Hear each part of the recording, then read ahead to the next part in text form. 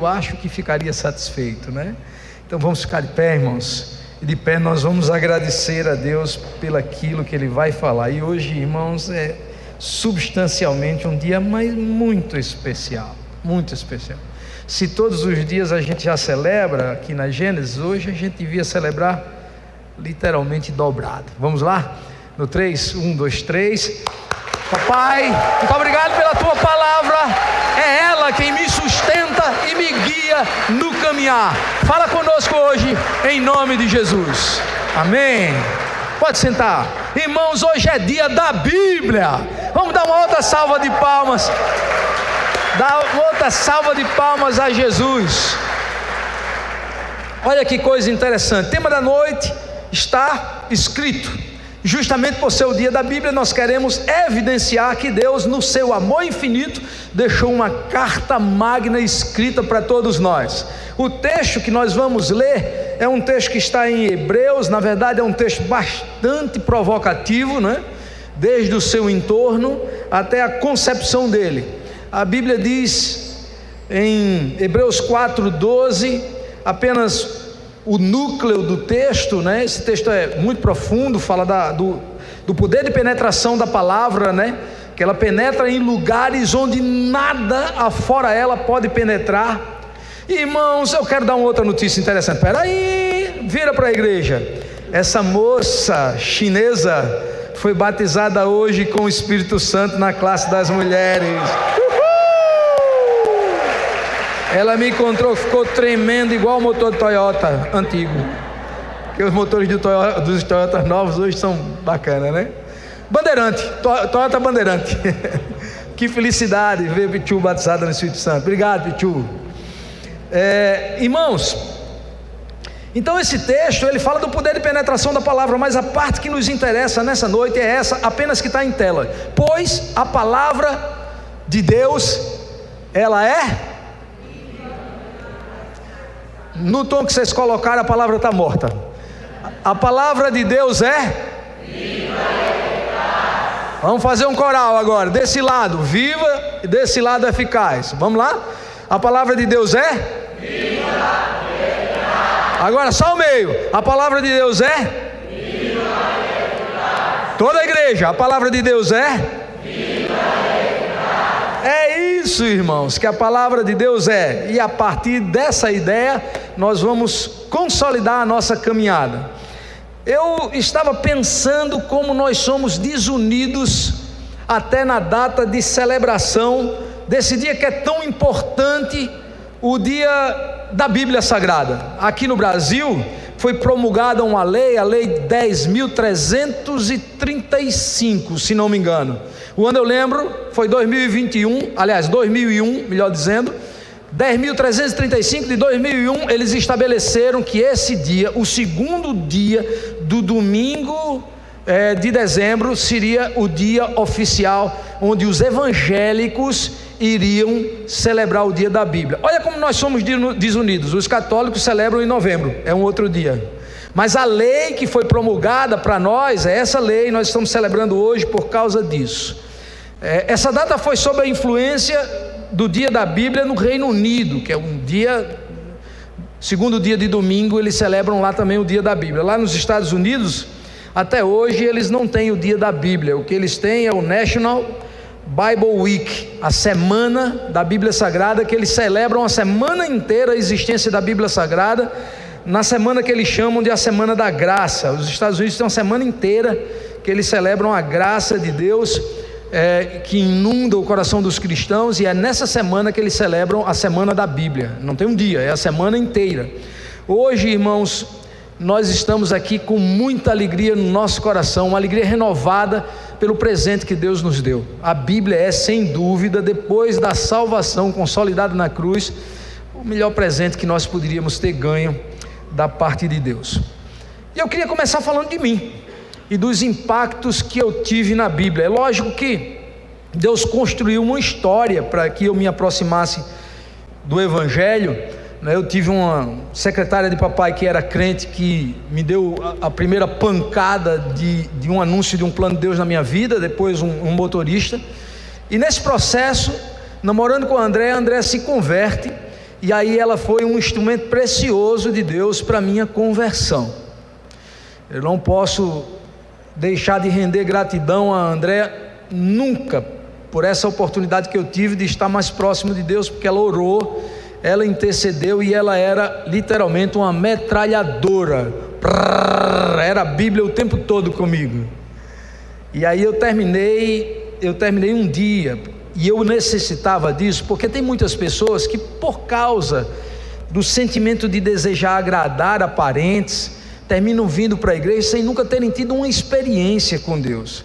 Eu penso que por mais que eu fosse assediado, eu não chegaria à presença de Deus se eu não tivesse tido esse impacto. E o impacto que eu tive com Deus foi um dia que eu estava literalmente ainda muito jovem. Eu tinha ido para Recife, eu estava no hotel, e pela primeira vez eu fiz uma oração na minha vida, porque lá em casa, apesar de nós sermos tidos como cristãos católicos, nós nunca fomos ensinados pelos nossos pais a estar orando, ou sequer rezando, ou algo parecido. Nós não tínhamos essa prática lá em casa. Eu lembro ter sido essa a primeira oração que eu fiz na Bíblia. Eu estava naquele quarto de hotel, e eu fiz uma oração assim, eu digo: Senhor, eu estou cansado de viver, ainda muito jovem, eu tive uma juventude muito convulsiva, eu disse: estou cansado de viver. Se você realmente de fato for o Deus da minha vida, me leve para a tua presença. E quando eu fiz aquela oração vazia, sem sentido, uma oração típica de um homem sem Deus, eu olhei para a cabeceira da cama e eu vi um Novo Testamento dos Gideões Internacionais. Os Gideões, eles são um organismo interdenominacional que foi fundado no mundo por um homem com um sonho de espalhar a Bíblia por motéis, hotéis, repartições públicas, hospitais, clínicas, colégios, faculdades. E eles vivem pelo mundo inteiro espalhando Bíblias sem cobrar absolutamente nada. Eles custeiam a Bíblia Sagrada, a impressão da Bíblia, e essas Bíblias são distribuídas. No tempo em que eu fui Gideão, olha como nós devemos amor e oração pela nação americana, irmãos. As Bíblias que eram distribuídas no Brasil, 70% do valor eram custeadas pela nação americana. Só os 30% eram custeados pelos Gideões brasileiros. E eram distribuídos todos os anos milhões de Bíblias pelo mundo inteiro. Ainda é, né? Inclusive de vez em quando a gente traz os Gideões aqui. Então, quando eu olhei para a cabeceira, que eu vi aquele livro bíblico, era uma outra experiência que eu nunca tinha tido, de abrir uma Bíblia Sagrada. Quando eu abri a Bíblia Sagrada, caiu naquele texto que diz: vinde a mim todos vós que estáis cansados e oprimidos, e eu vos aliviarei. Aquilo veio como se fosse uma bomba no meu coração, porque tinha consonância com a oração que eu tinha acabado de fazer. Pela primeira vez eu experimentei que orar produz respostas de Deus. Eu fiquei impactado com aquela experiência.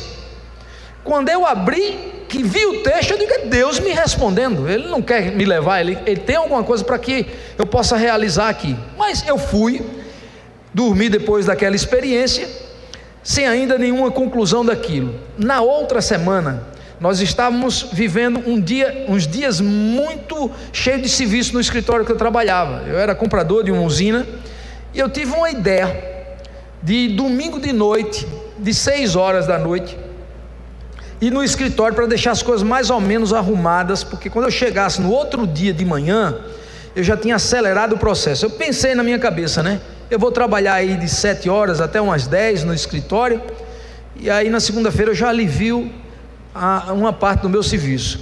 E eu fui com esse objetivo. O escritório ficava do lado da Embratel, ali onde tem a Assembleia de Deus do Farol. E quando eu parei no sinal, porque o sinal fechou, o semáforo, para entrar à esquerda para ir para o escritório, o pastor estava fazendo a leitura oficial do culto, porque eles têm isso lá que a gente não tem. E aí, quando ele abre a Bíblia, que ele faz a leitura que ele faz é: vinde a mim todos vós que estáis cansados e oprimidos, e eu vos aliviarei. Irmãos, foi sobrenatural. Eu senti uma força me impulsionando a estacionar o carro para entrar naquela igreja. E naquele dia aquela palavra produziu uma revelação de Deus tão grande sobre a minha vida, que eu pensei, está aí, é aqui o meu lugar, e me converti, entreguei a minha vida a Jesus naquele dia. Ninguém compreendia, como de uma família tradicional, de um cristianismo nominal. Aliás, a minha família era uma confusão. Eu tinha tios que diziam que eram católicos e eram espíritas, e espíritas praticantes.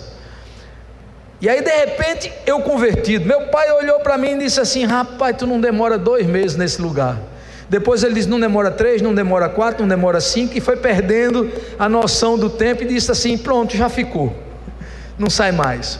Mas a Bíblia teve esse impacto sobre a minha vida, irmãos. Celebrar o dia da Bíblia é celebrar o favor de Deus sobre a humanidade. O esforço de Deus para nos deixar um livro escrito foi hercúleo. Eu lembro que quando eu cheguei na igreja, o primeiro impacto com relação ao exercício da religiosidade cristã evangélica foi esse: tudo era em volta da Bíblia. Se ia pregar, tinha que pregar em cima de um texto bíblico. Se ia testemunhar, tinha que testemunhar em cima de um texto bíblico. Se ia fazer um hino, o hino tinha que ter uma motivação bíblica. E ainda tinha um momento muito especial durante a semana, que as classes eram divididas em um estudo disciplinado da palavra de Deus, da Bíblia Sagrada, pelas faixas etárias, para todo mundo ficar conhecendo mais da Bíblia. Aí quando o pastor anunciou a EBD, eu falei assim: o que é EBD? Aí fui perguntar para ele, ele disse: Escola Bíblica Dominical. É o lugar onde você devia vir hoje de manhã e não veio. Então, mas naquela época eu digo: rapaz, eu tenho que estar nesse negócio, porque eu quero aprender a Bíblia de uma forma mais intensa. E era angustiante para mim, porque quando eu chegava na classe de escola dominical, que o pastor Javan dizia assim: vamos ler o texto da Bíblia, aí eu dizia: isso está onde? Que eu pensava que era um livro. Não é um livro, é uma biblioteca, tem 66 livros. Eu me lembro que eu tive uma ideia. Eu cheguei em casa e eu disse assim: eu vou fazer uma régua, onde eu vou colocar todos os livros da Bíblia em ordem cronológica, em ordem sequenciada, melhor dizendo, com a página da Bíblia que eu tinha comprado. E aquela Bíblia, irmãos, eu senti uma alegria tão grande que quando eu comprei aquela primeira Bíblia na livraria da igreja, que parecia que eu estava comprando uma Ferrari nova. Eu lia a Bíblia de manhã, de tarde, de noite, com muito prazer na minha alma. Eu comia a Bíblia e ela foi alimentando a minha vida, irmãos. E eu fui aprendendo naquelas primeiras experiências as razões de como Deus construiu a Bíblia e qual a finalidade dele ter nos deixado uma palavra escrita. Era muito mais do que aquele efeito místico que eu já tinha visto em algumas casas, de ter a Bíblia aberta no Salmo 23, como que se a Bíblia aberta no Salmo 23 pudesse produzir um efeito místico de proteger a casa toda, ou para piorar e agravar a situação. A Bíblia tinha muitas vezes uma colocação assim na prateleira de um estante com livros, e ela nunca era tocada ali. Eu comecei a entender que a Bíblia Sagrada fundamenta a nossa fé. Ela mesmo nos ensina isso: a fé vem pelo ouvir, e o ouvir a palavra de Deus. Vamos interagir comigo que o culto fica mais gostoso, beleza? Então repara só, eu percebi que toda a instrução que eu devia ter na vida estava ali naquele livro, tudo acessível a mim. O caminho para conhecer a vontade de Deus também estava ali. E eu descobri uma Bíblia que era interessante, a Bíblia das promessas. Todas as promessas de Jesus, eu novo convertido, muito interessado nas coisas de Deus, todas as promessas de Jesus estavam em vermelho. E eu começava a estudar aqueles textos em vermelho e dizer assim: agora eu vou orar pelas promessas de Deus, para elas se cumprirem na minha vida. Eu fiquei viciado em estudar as promessas de Deus, irmãos. Aquilo era bom demais, porque cada vez que Deus cumpria uma promessa que fez na minha vida, o meu coração exultava de alegria, e eu percebia que aquele livro não era um livro comum, era um livro que tinha vida, era um livro vivo. Aquele livro não era um livro como todos os outros, não era não. Aquele livro era um livro eficaz, aquilo que ele prometia, fazia. Uma outra coisa que eu descobri lendo a Bíblia, que é o único livro que quando você compra, você paga um preço pelo livro, mas de graça você leva o autor para explicar o conteúdo do livro para a sua casa. Irmãos, se tu não aplaude a um Deus que quando você lê a Bíblia ele vai lá para te explicar, vai aplaudir quando? Vai aplaudir quando? Hoje de manhã eu fiz uma besteira motivado pelo amor. Por que besteira, irmãos? Porque eu tinha um apego àquele livro.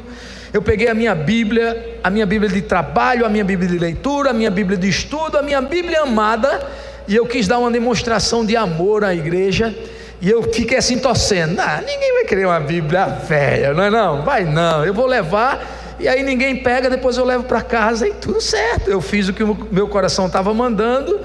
Mas irmãos, quando eu falei assim, a Bíblia do pastor, tem muitas horas aqui, tem muitas lágrimas, tem muitas respostas, tem muitas anotações. O primeiro que estava aqui na frente disse, eu quero, pronto, levou. Aquela Bíblia amada, irmãos, aquela Bíblia tem muita história, muita história, muita história. Eu estou com outra que não tem, tá nova ainda, né? Mas o irmão ficou tão feliz na vida. Depois, no final do culto, ele foi lá dentro do gabinete, me pediu para fazer uma dedicatória, me contou que já orava para ter uma Bíblia do pastor dele. Olha que coisa interessante. Oração, irmãos, é um negócio do outro mundo. Oh Jesus. E é o único livro então, irmãos, que quando você leva, o autor vai junto, o Espírito Santo está lá lhe explicando todo o texto da palavra de Deus. Gente, Deus gastou 1500 anos escrevendo a Bíblia para você. Quando um cristão ele se converte, começa a congregar na igreja e ele não tem prazer em ler a Bíblia, ele não sabe nem ainda o que é conversão. Porque o que produz de alegria, irmãos, a leitura da palavra, o que produz de conversão, de mudança de vida, irmãos. Eu estava lendo algumas biografias de alguns homens de Deus. Por exemplo, tem um político inglês chamado William Wilberforce. Esse homem foi político durante muitos anos na Inglaterra, mas no começo da carreira política dele, ele se desencantou com a política, dada as dificuldades que ele tinha para aprovar leis, para aprovar projetos. E ele era um cristão, ele começou a orar dizendo para Deus que queria desistir da carreira política. E quando ele começou a orar, Deus deu a ele numa madrugada Gálatas 3:28, e ele ouviu a voz de Deus dizendo: William, você não pode abandonar a sua carreira, porque a sua missão é lutar pela abolição do tráfico de escravos no Império Britânico. E aquele homem passou 20 anos lutando para que o tráfego de escravos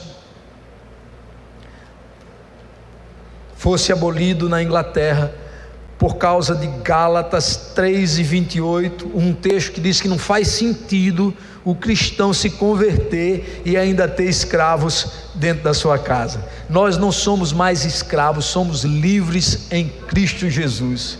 A gente vê isso na palavra, irmãos, na conversão de Onésimo. É um dos textos mais bonitos da palavra. O Paulo se encontra com Onésimo na cadeia, e o Onésimo recebe a liberação de sair da cadeia. O Paulo faz uma carta para aquele homem que era o dono de Onésimo, que era um escravo. Disse: eu sei que Onésimo lhe deu muito trabalho, mas Onésimo comigo aqui na cadeia se converteu e ele me foi muito útil. Eu estou lhe devolvendo Onésimo, mas você não o receba mais como escravo, receba como irmão na fé. E lá vai Onésimo, irmãos, voltar para a casa do seu Senhor, na condição de servo de Jesus Cristo agora, escravo do Senhor dos senhores, e não daquele senhor terreno que ele tinha quando ele começou a sua jornada de vida. Os escravos nasciam escravos e continuavam escravos até morrer escravos. Foi uma das maiores atrocidades que a humanidade já produziu na sua história. Alguém que enganava. O Brasil é chagado pela escravatura africana. As pessoas chegavam na África e diziam: nós descobrimos um país promissor, que tem trabalho, tem terra, eles estão doando terra, vocês podem ir para lá que vocês vão ficar ricos. Os negros vinham da África, irmãos, iludidos com a promessa de que iriam prosperar, quando entravam no navio já caía no navio do negreiro, já ia para o porão e já eram escravizados. Quando eu lembro disso, dá vontade de orar, pedindo perdão pela história do meu pai. Meu Deus, perdoa o Brasil, porque desde a concepção nós já fizemos muitas coisas erradas aqui. Eu não participei de nenhuma decisão acerca disso, a Gênesis também não, mas nós podemos interceder pedindo perdão, porque isso está na nossa história. Você sabe qual é o hino mais cantado da língua inglesa? Amazing Grace, maravilhosa graça. Você sabe como foi que esse hino foi composto, irmãos? Havia um dono de navio que ele comercializava as viagens que fazia, e era um navio negreiro, e num dia transportando escravos no seu navio, ele pegou uma tempestade mortal no navio, e ele era desviado do evangelho. Chamava John Newton. E aí, literalmente apavorado por causa da tempestade que assolava aquele barco, John Newton, ele lembrou que quando estava na presença de Deus, ele conheceu uma parábola, a parábola do filho pródigo. E ele disse: eu sou propriamente esse filho que saiu de casa, da presença de Deus, e estou completamente desviado. E ele fez uma oração simples, ele disse: Deus, se você me permitir sair com vida dessa experiência traumática, dessa tempestade, com o navio já se despedaçando em alto mar, eu vou voltar para o teu evangelho.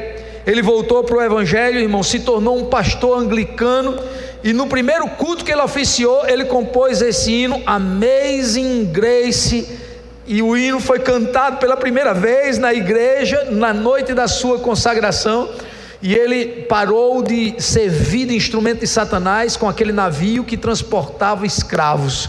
Por causa de quê, irmãos? Por causa de Lucas 15, a parábola do filho pródigo. A Bíblia é um livro vivo que transforma pessoas, eficaz, que muda histórias. Vamos aplaudir esse Deus que nos deixou a Bíblia, irmãos. Esse livro que alimenta a nossa alma. Outro dia eu fui visitar uma congregação em uma festa muito bonita que estava tendo lá, e eu vi aquela congregação tendo um comportamento que eu achei muito estranho, irmãos. Os irmãos, quando estavam sentindo uma unção assim sobrenatural, eles começavam a correr pela igreja assim, ó. E eu dizia: gente, o que vai ser aquilo ali? E corria para um lado, corria para o outro. Aí daqui a pouco eu perguntei ao irmão: o que é isso? Ele disse: olha, irmão, isso começou aqui há muito tempo, ainda com o pastor antigo. Quando o irmão está sentindo uma alegria muito grande em Deus, ele corre pela congregação. E eu achei que estranho, irmãos, aquilo. Pois não é que hoje eu estou com vontade de correr aqui também, por causa da palavra de Deus, irmãos. Esse presente que Deus nos outorgou, irmãos, custou a vida de muitos homens. 40 autores escrevendo a Bíblia Sagrada, de países diferentes, de regiões diferentes, de culturas diferentes, de idades diferentes, de tempos diferentes, de formação diferente, irmãos. E a Bíblia se encontra, todas as profecias que estão se cumprem. Que coisa é essa? Que livro incrível é esse, irmãos? Quando Paulo diz: a Bíblia é viva, é eficaz, ele sabia o que estava dizendo, mas sabia muito bem o que estava dizendo, irmãos. Dietrich Bonhoeffer talvez tenha sido um dos maiores teólogos que existiu na história do cristianismo, mas ele passou, mesmo envolvido com liderança de religião, passou muito tempo com aquela religiosidade que não produzia conversão na sua vida. Uma hora orgia, outra hora Deus. E sabe que, como o Bonhoeffer, muitas pessoas passam muito tempo assim, sem ter um impacto com Deus, sem Deus abalar as suas estruturas, por isso se tornam religiosos sem transformação. Aliás, é o pior tipo de crente que tem. De vez em quando aparece alguma pessoa contando assim um testemunho de um crente que não é, está na igreja e tudo, mas tem uns comportamentos assim meio, né? Eu digo: não é da Gênesis não, na Gênesis todo mundo é convertido. É não. Ele viveu assim durante muito tempo, irmãos. Nada mudava na sua vida, mesmo ele se envolvendo com religião. Mas um dia, no testemunho dele, ele conta que, estudando pragmaticamente o Sermão do Monte, disciplinadamente o Sermão do Monte, ele foi visitado por Deus e ele concluiu que seguir a Cristo exigia mudança de vida. Aí de fato ele converteu de verdade e ele se tornou o mais influente teólogo alemão de toda a história. Por mais de 1.500 anos, a teologia de Bonhoeffer tem influenciado o cristianismo, irmãos, fruto de uma experiência, a leitura do Sermão do Monte, Mateus do 5 ao 7. A Bíblia muda a vida das pessoas, irmãos. Quando eu era novo convertido, eu li um livro de uma holandesa chamada Corrie de Boom.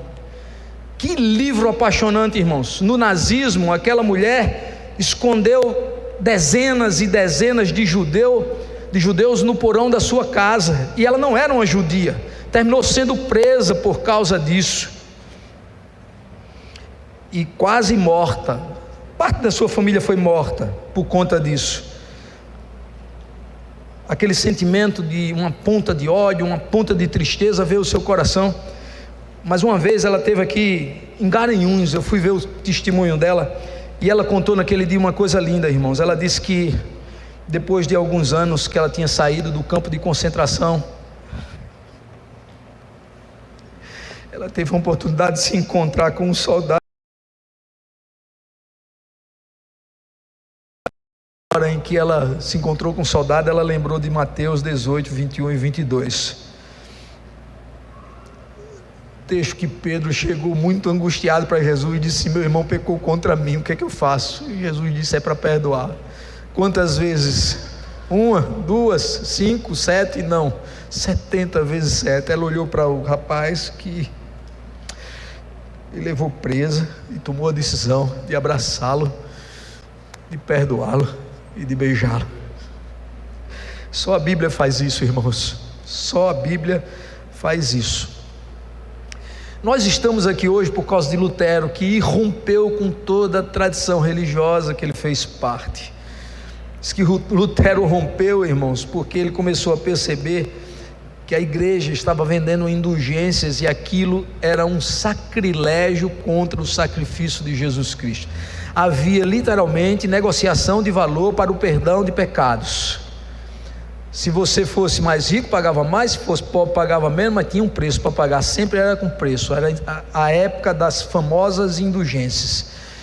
E ele, um líder religioso romano, ele leu Romanos 1:17 e resolveu, irmãos, olhando para esse texto que diz: o justo viverá da fé, ele resolveu romper com toda a tradição religiosa. Não é fácil enfrentar toda a tradição de um clero católico, onde ele estava inserido como sacerdote, irmãos. Ele enfrentou o império religioso todo e rompeu com aquelas tradições, colocando as suas teses na frente de uma igreja, e ali nasce, irmãos, o movimento protestante no mundo inteiro. Eu podia passar a noite toda falando de conversões, desde a minha e de tantos outros que foram produzidas pela Bíblia, mas eu só queria lembrar-lhes que a Bíblia é esse livro que transforma pessoas, porque é um livro vivo e é um livro eficaz.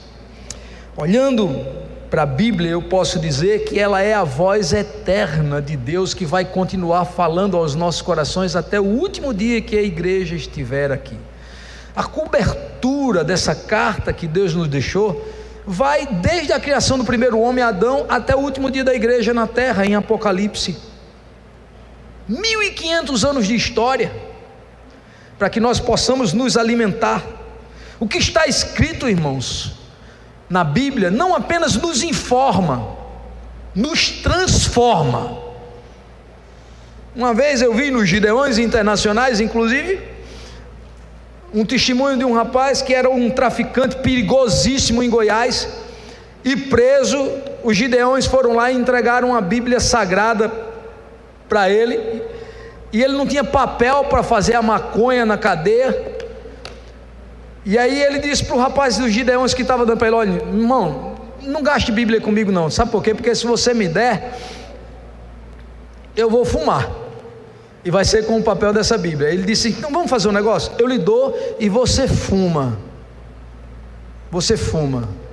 Agora, antes de fumar, você lê o que você tem naquela página. Pode ser? Pode. Então assim eu aceito. Aí aceitaram. E ele saiu fumando pacaio e lendo a Bíblia. Enrolava lá, e lia e fumava. Até o dia em que ele chegou no texto que diz que Deus amou o mundo de tal maneira que entregou o seu Filho unigênito, para que todo aquele que nele crê não pereça, mas tenha a vida eterna. Irmãos, naquele dia, na cadeia, aquele homem entregou a sua vida a Jesus, porque a palavra de Deus visitou o seu coração e transformou toda a sua vida. O que homem não consegue, a palavra de Deus consegue. Não é um livro que apenas informa, transforma, não é um livro que apenas orienta, regenera. Não é um livro que ensina apenas, é um livro que salva. E se de novo você aplaudir a esse Deus, eu acho que ele vai ficar satisfeito, porque nos deixou esse livro maravilhoso que nos transforma a nossa vida. Mas deixa eu via o texto para nós encerrarmos essa mensagem, pensando no que Paulo estava pensando quando escreveu esse texto, testemunhando que a Bíblia é viva, que a Bíblia é eficaz, que a Bíblia é viva, que a Bíblia é eficaz, viva, eficaz, viva, eficaz. Paulo estava pensando, a partir do capítulo de número 3 de Hebreus, na promessa que Deus havia feito ao seu povo. Que promessa foi essa? O povo estava escravizado no Egito, Deus deu promessa de descanso. A notícia de que eles iam ser libertos de uma escravidão que já durava 70 anos, irmãos. Deus ouviu as orações deles, chegou aos ouvidos dos hebreus que estavam escravizados como a solução do momento que eles precisavam. E eles de fato foram arrancados com mão forte pelo poderoso Senhor. A palavra que Deus enviou para eles, e que está na nossa palavra escrita para o testemunho do que aconteceu, foi simples e direta. Moisés chegou para o faraó e disse: o meu Deus mandou avisar você que deixa o povo ir. O faraó resiste, vem as 10 pragas, 10 sinais poderosos de quem está no governo do Egito é o faraó, mas no governo do mundo é Deus, e que não adianta o homem resistir a Deus, porque se resistir vai ter problema. Aquelas 10 pragas vieram sucessivamente contra as 10 divindades egípcias que eles invocavam e adoravam. E quando chegou na 10ª, o faraó se rende, porque a 10ª foi a pior de todas elas. Todos os primogênitos do Egito, exceto os primogênitos dos hebreus, porque Deus avisou os hebreus antes e mandou imolar o cordeiro e passar nos umbrais das portas das casas dos hebreus o sangue do cordeiro. E eles não entendiam, né?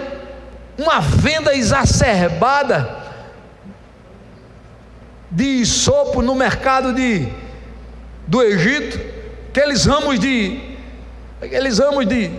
planta lá com a tinta lá passando, uma venda exacerbada de cordeiro, um monte de cordeiro morto, um monte de gente, 3 milhões de hebreus passando sangue nos umbrais das suas portas, e ninguém entendia o que era. É que o anjo da morte no outro dia ia passar, e onde tivesse o sangue do cordeiro, irmãos, que profeticamente, entendendo que o Velho Testamento é uma sombra e um tipo do Novo, tipifica e é uma sombra do sangue de Jesus, que está sendo derramado em favor de nós na cruz do Calvário. E aí aquele sangue sinalizava para o anjo: aqui não, porque aqui tem a casa de um crente. E eles não visitaram a casa de nenhum hebreu, mas todos os primogênitos do Egito amanheceram mortos do dia para a noite. Um anjo só, irmãos, o poder de Deus é assim, não tem palavras para você falar da sobrenaturalidade de Deus. Lógico que o poder do anjo não vem dele, emana de Deus, mas um anjo só passava assim, e morria todos os primogênitos. E passava no campo também, e morria as primeiras crias de todos os animais, os primogênitos dos animais também. no dia em que eles acordaram, que viram a desgraça que tinha acontecido, porque eles não estavam obedecendo a ordem de Deus de deixar o povo ir, o faraó disse: vai, e foram. Porém, irmãos, o que o apóstolo Paulo evoca em Hebreus capítulo 4, nesse texto que nós estamos lendo aqui nessa noite, no versículo de número 12, é que eles tinham uma promessa e eles foram. Deus cumpriu a promessa, libertou o povo hebreu, mas no caminho eles começaram a se tornar desobedientes à palavra de Deus. Ainda que Deus todos os dias manifestasse as suas ações diretivas, protetivas, acolhedoras, produzindo calma em corações desesperados, porque realmente foi difícil para os hebreus, nós temos que reconhecer isso. Foram 40 anos do dia em que saiu até o encontro da terra prometida. Podia ser muito menos, mas a desobediência produziu uma decisão divina que foi dolorosa para o povo hebreu, porque teve um dia que Deus, percebendo que aquele povo, ante todas as providências que ele lançava aos próprios olhos dos hebreus, eles sentiram o desespero de ter um mar na frente e o exército de Faraó atrás. Deus abriu o mar. Sentiram sede no meio do deserto, não tinha uma fonte, Deus tirava água da rocha. Sentiam o peso do calor de um sol causticante do deserto. O ano passado eu e André, nós tivemos uma experiência assim inusitada. Um grupo de irmãos evangélicos de Dubai nos levou para um jantar no deserto. Irmãos, é assim, o programa top de Dubai. Se você quiser saber o que é célebre em Dubai, é você pegar picanha americana, você pegar uma churrasqueira e você ir para o deserto, no meio do deserto, para comer churrasco no deserto. Tem que ser no começo da tarde, no fim da tarde, começo da noite, porque ninguém aguenta ir para aquele lugar de meio-dia. E nós fomos, irmãos, comer daquela picanha. Quando eu me lembro, oh, glória a Deus. E o bom mesmo, irmão, sabe o que foi? É a unção. A gente estava numa unção maravilhosa naquele dia, cheio de crente do lado, irmão. Tinha um irmão de Natal que contava muita história. Foi uma visitação sobrenatural. E aí eu fico pensando, irmãos, como é que aquele povo via a mão de Deus fazendo coisas tão grandes e eles não conseguiam ser obedientes a Deus. Quando eles sentiam o calor do deserto, Deus mandava uma nuvem que cobria e fazia sombra por onde eles andavam. Irmãos, não era uma sombrinha, era um sombretão, porque ela cobria 3 milhões de pessoas. Imagina o tamanho daquela sombra, tudo milimetricamente calculado, irmão. Acabava o lugar onde tinha povo, acabava a sombra também, tome sol. Quando eles sentiam o frio da noite, Deus dava uma coluna de fogo para protegê-los do frio e dos animais ferozes. Que animais ferozes têm medo de fogo? Quando eles andavam, a nuvem andava. Quando eles paravam, a nuvem parava. Quando eles andavam, a coluna de fogo andava. Quando parava, a coluna de fogo parava também. Deus os conduzindo com mão forte, pois esse povo entrou em estado de desobediência constantemente, até que um dia Deus disse assim: eu jurei que jamais entrarão no meu descanso. Não é que ele tenha revogado a promessa, porque a Bíblia diz que Deus não é homem para prometer e voltar atrás, mas é que aquela geração perdeu a oportunidade de herdar a promessa, de alcançar a terra prometida. Eram para ter chegado muito próximos, os milagres todos a olhos nus, irmãos. A Bíblia diz que a roupa deles não envelhecia. Você já pensou o que é uma roupa que durou 40? É verdade, eles chegaram com uma moda assim meio, né, antiquada, eu imagino, uma moda de 40 anos atrás. Essa semana a minha nora ligou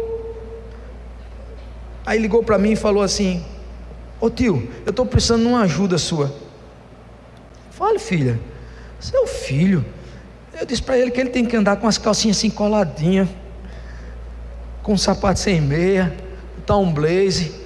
Ele disse que não, é meio ultrapassadão, não gosta dessas coisas. Eu digo, vai lá na igreja, que lá tem um Marcão, que é o modelo da gente.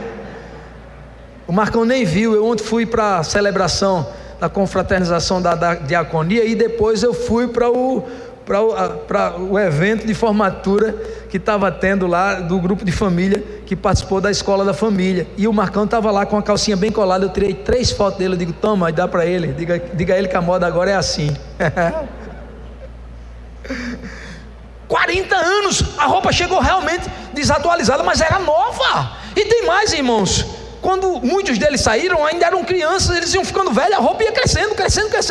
Como não ser obediente a um Deus desse?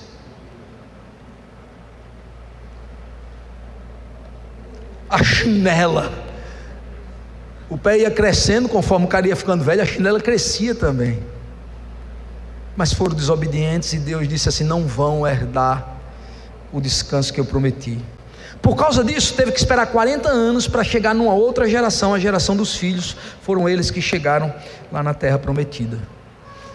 E o que Paulo está dizendo para nós aqui nesse texto é que nós não temos motivação de cometermos os mesmos erros que os hebreus cometeram na travessia do deserto, porque a semelhança dos hebreus que foram libertos da escravatura dos egípcios, nós também fomos libertos de uma outra escravatura, a escravidão do pecado. E nós também estamos caminhando por caminhos desertos rumo ao descanso eterno. Eles estavam querendo perseguir, chegar na terra da Jerusalém terrena, e nós estamos perseguindo chegarmos na Jerusalém celestial. A nossa caminhada é igualzinha à dos hebreus, e corremos os mesmos riscos e sofremos as mesmas tentações que os hebreus sofreram, de nessa caminhada a gente se extenuar, a gente se cansar, a gente querer desanimar. E aí o apóstolo Paulo está dizendo: vocês não têm motivo para estar experimentando a derrota que os hebreus experimentaram, porque vocês já têm a palavra viva e eficaz. Todas as vezes que vocês se sentirem cansados, desmotivados, desanimados, extenuados pela espera da vinda de Jesus arrebatar a igreja que ainda não chegou, uma imersão na palavra que é viva e eficaz, e vocês já se revigoram, já ficam fortes de novo, e já se levantam para de novo continuar a caminhada no outro dia. É isso que o apóstolo Paulo está dizendo. Mas eu quero encerrar lembrando o que foi que aconteceu com aquele povo, irmãos. Aquele povo que foi tirado por Deus do Egito, eles chegaram na terra prometida. E sabe por que chegaram? Porque eles tinham uma palavra. Hoje nós temos uma palavra que está escrita para testemunhar aquilo que eles fizeram. Mas eles tinham uma palavra oral de Deus, uma garantia, eles tinham a presença e o acompanhamento de Deus. Eles chegaram, e quando chegaram lá, já na geração dos filhos, irmãos, as portas de Jericó, a primeira cidade que ia ser conquistada, acontece uma semi-tragédia na visão humana, porque o Moisés falece. Há uma momentânea instabilidade emocional no coração deles, mas Deus já vinha preparando Josué para liderar, e Deus libera uma palavra profética sobre Josué. Ela está na Bíblia, foi editada, foi escrita para nós, ela serve para nós. Ele disse: Josué, ser forte, ser corajoso, tenha bom ânimo, porque você vai herdar as promessas que eu entreguei a Abraão, que eu entreguei a Moisés, e você será o condutor da campanha militar que vai introduzir o meu povo na terra prometida. E irmãos, Deus quando promete é uma coisa linda, porque a sua palavra é viva, ela é eficaz. Quando chegaram, eles tinham 2 obstáculos fortes para ultrapassar. O primeiro deles era o Jordão. Deus mandou Josué mandar os sacerdotes com a arca primeiro, irmãos, e quando a arca começou, a arca tipificava a presença de Deus. Quando a arca chegou no começo do Jordão, o Jordão se abriu, a correnteza do rio parou, em uma das ações mais miraculosas de Deus na terra, um aviso de que nada impede a promessa de Deus de se cumprir na terra. O povo passou o Jordão a pés enxutos. Quando eles chegaram do outro lado, eles perceberam que a primeira cidade era fortificada, era um muro hercúleo. Josué manda 2 espias olhar a terra, e esses homens ficaram na casa de uma prostituta, a Raabe. Quando eles chegaram lá, irmãos, a Raabe disse para eles: vocês não sabem no meu prostíbulo qual é o assunto do dia. Os homens chegam aqui para se distrair com as minhas cafetinas, e o assunto deles é: nós precisamos relaxar aqui, porque nós estamos tensos, porque os hebreus estão vindo com mão forte, e Deus na frente deles, eles estão conquistando tudo, e a notícia que temos é que essa terra que nós estamos ocupando, ela é do povo hebreu, e nós estamos literalmente vencidos. Deus já havia mutilado a convicção e a segurança daquele povo. Os espias, quando percebem que tem gigantes, anaquitas morando naquela cidade, eles voltam para Josué e contam: a cidade é maravilhosa, Deus cumpriu o que prometeu, a cidade é frutífera, mana leite e mel, só que ela é fortificada e ela tem gigantes lá dentro, nós não vamos conseguir entrar. E Josué: vamos sim. E Deus dá uma palavra diretiva para Josué que beira a insanidade da lucidez mental à luz da ciência humana. Deus disse assim: pegue todo o povo e fique rodeando a terra, 1 dia, 2 dias, 3 dias, 4 dias, 5 dias, 6 dias, 7 dias. No 7º dia, quando você estiver tocando um hino de louvor a Deus e a trombeta tocar, você vai ver o que é que vai acontecer. E o que é que vai acontecer? Vai ver, faça isso. Deus tem uma peculiaridade, irmãos, Ele não avisa antes o que vai acontecer para a gente ser surpreendido, né? Uau! No 7º dia, irmãos, na 7ª volta, os muros de Jericó foram engolidos e aquela cidade foi conquistada, porque a palavra de Deus, ela é viva, quando Ele promete, cumpre, porque ela é literalmente eficaz. Eficácia, irmãos, vem de eficiência e produtividade. A Bíblia diz que toda palavra liberada, ela cumpre o efeito para o qual ela foi liberada. Eu vou chamar o Ministério Louvor para vir aqui à frente.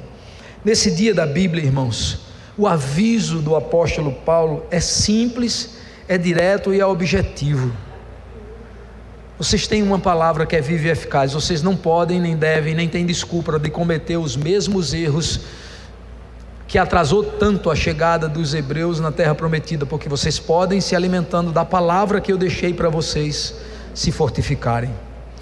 E eu queria terminar essa palavra contando um testemunhozinho meu, de uma experiência que eu tive com a voz viva de Deus sobre a vida de uma pessoa. Eu podia passar a noite inteira, irmãos, contando experiências pessoais que eu já tive, mas eu estava me lembrando de uma especialmente hoje de manhã, que eu queria repeti-la aqui nessa noite. Eu estava indo para a usina São José, no Pernambuco, que fica em Goiânia, uma cidade do interior de Pernambuco, e antes de São José tem uma cidade chamada Abreu e Lima. Eu saí daqui cedo, 4h30, 4 horas, não lembro direito, mas ainda estava escuro, porque eu queria chegar lá de 8 horas na usina. E quando eu comecei a entrar em Recife para ir para Abreu e Lima, eu fui tomado de uma dor de cabeça assim enlouquecedora. Eu lembro que eu só tive uma dor de cabeça parecida, igual aquela, com a que eu tive no Covid-19. A do Covid-19 não foi fácil. E aí eu fiquei preocupado, inclusive, de não chegar lá. Liguei para a usina, avisando: se eu chegar um pouco mais atrasado, é porque eu passei no médico, eu não estou me sentindo muito bem, estou com uma dor de cabeça muito forte, mas avise aí os usineiros que eu vou chegar, eu dou um jeito de chegar. E aí eu pensei: eu estou próximo de Abreu e Lima, quando chegar em Abreu e Lima eu paro numa farmácia, compro uma dipirona, tomo uma dipirona e eu vou melhorar. Aí quando eu entrei na farmácia em Abreu e Lima, tinha uma senhora conversando com o balconista estava dizendo: ô filha, vá para casa, você está aqui há quase 2 horas, a farmácia abriu, você chegou aqui com essa história de que Deus mandou você vir aqui para pagar os remédios do seu filho que está doente, não está vendo? Olha a conta, é cara, ninguém vai pagar isso, filho. Outra coisa, se você é tão crente assim, desdenhando, porque o diabo tem essa peculiaridade, quando você está seguindo a direção em fé do que Deus lhe falou, o diabo gosta de ridicularizar para enfraquecer a fé do crente. Aí disse ele para ela: e se tu é tão crente assim, por que pegar uma lista de remédio dessas e alguém pagar para você? Por que você não orou para Deus curar a sua filha? E aí ela disse, eu ouvi com muita convicção, ela disse assim: o meu Deus cura na hora que Ele quer. No momento eu estou numa época, num tempo de tratamento do médico com remédios sobre a vida do meu filho, e eu vim aqui porque eu tenho essa receita que eu não estou tendo condição de comprar, meu filho já está 3 dias sem tomar o remédio, e eu vim porque Deus na madrugada disse: acorde que eu vou providenciar um anjo que vai pagar essa conta, e eu estou aguardando essa pessoa chegar. E eu olhei para aquele homem, para aquela mulher, eu disse: moço, eu estou precisando de uma dipirona e uma água mineral. Ele olhou para mim e disse: água mineral eu não tenho, a dipirona eu vou pegar para o senhor. Mas antes dele sair eu digo: agora peraí, me dê aí a relação aí dos remédios que a mulher está precisando levar para o seu filho, que eu quero ver, que eu vou pagar. Irmãos, me dá vontade de correr de novo. Só da alegria daquela irmã. Ela disparou em línguas estranhas, mas parecia Pichu hoje de manhã. Ela dizia assim: eu sabia, o meu Deus não mente, quando Ele fala, Ele cumpre.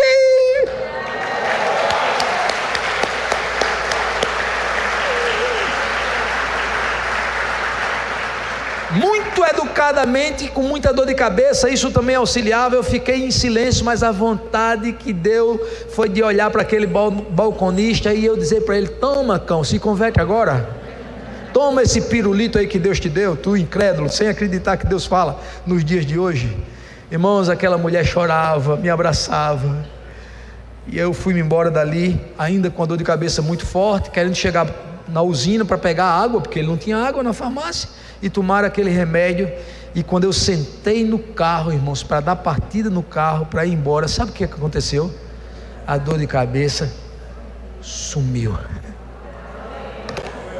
Era só para responder a necessidade daquela irmã. O Paulo disse: os hebreus erraram, vocês não precisam, porque vocês têm a palavra escrita. Está escrito, ela é viva, ela é eficaz, ela alimenta a alma, dá sustância, como a gente diz aqui no Nordeste, nos firma nas horas instáveis, é luz para o nosso caminho, é ânimo para as horas difíceis das nossas vidas. Nós vamos cantar um louvor para nos encaminharmos para o momento final do culto. Se você quiser, e eu peço que queira, fique de pé, porque cantar para esse Deus que nos deixou a palavra escrita, essa palavra tão soberana, tão absoluta, tão... Reis já quiseram eliminar essa palavra, irmãos. O Império Romano quis banir a Bíblia do mundo. Voltaire disse: com o avanço da ciência e do conhecimento, não dou 100 anos que essa palavra vai desaparecer. Você sabe qual é o livro mais vendido de 2026 no mundo? Nem chegou o ano 2026, mas eu já sei, é a Bíblia. Sabe por que eu sei? Porque em 2025 o livro mais vendido do mundo é a Bíblia. 24, a Bíblia. 23, a Bíblia. Em qualquer ano do mundo, desde que ela foi editada, a Bíblia é sempre o livro mais vendido do mundo. E você quer saber? Eu sou daqueles que acreditam que a evolução da imprensa só aconteceu porque Deus queria nos deixar um livro escrito, que impresso aos milhões de unidades fosse espalhado pelo mundo, porque essa palavra, ela é viva, eficaz, ela transforma o coração do homem. Vamos cantar a esse Deus. A letra vai ser motivada na palavra, e quem sabe na letra você já não vai recebendo uma unção de Deus nova sobre você. Receba através dessa letra uma unção, um recado de Deus, uma palavra profética sobre você, em nome de Jesus. Daqui a pouco eu volto.